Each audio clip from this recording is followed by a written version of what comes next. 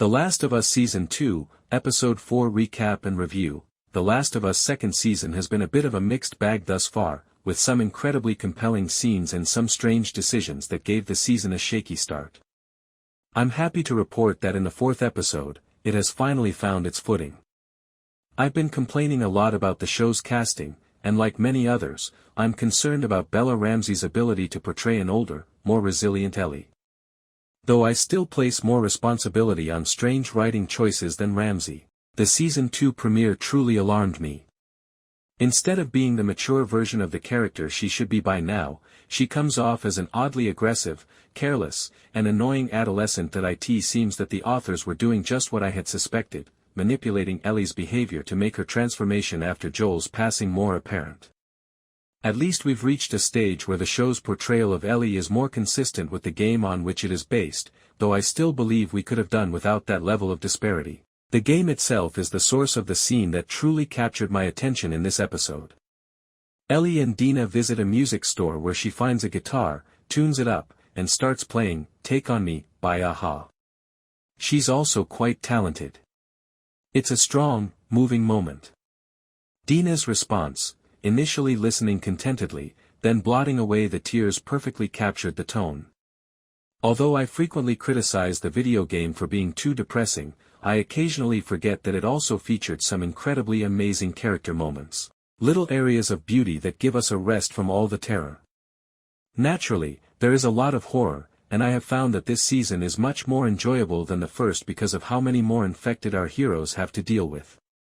There were plenty during the Battle of Jackson, and this episode features another fantastic, high-stakes sequence in the Seattle subway when Ellie and Dina flee from the wolves and then a swarm of zombies.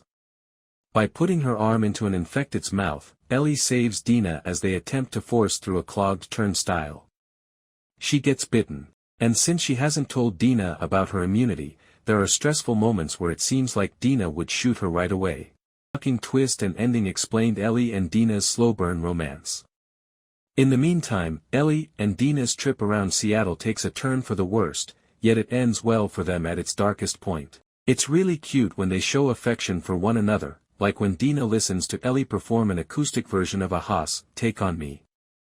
However, that happiness is short-lived as disaster strikes. The two see a horrific sighting of WLF troops who have been gutted and hung, and they are pursued by additional soldiers into an infected subway station where Ellie is bitten to save Dina. The two have sex and discuss their love for one another the next morning after settling the issues of Ellie's immunity and Dina's announcement that she is expecting Jesse's child. Now that Joel is gone, the series revolves around the love story between Ellie and Dina. This episode is for Dina and Isabella Merced as performers, even though it shows Ellie that she can return to normal after destroying Seattle. Because of her unrepentant nature, Ellie is already at ease with her sexuality as a lesbian.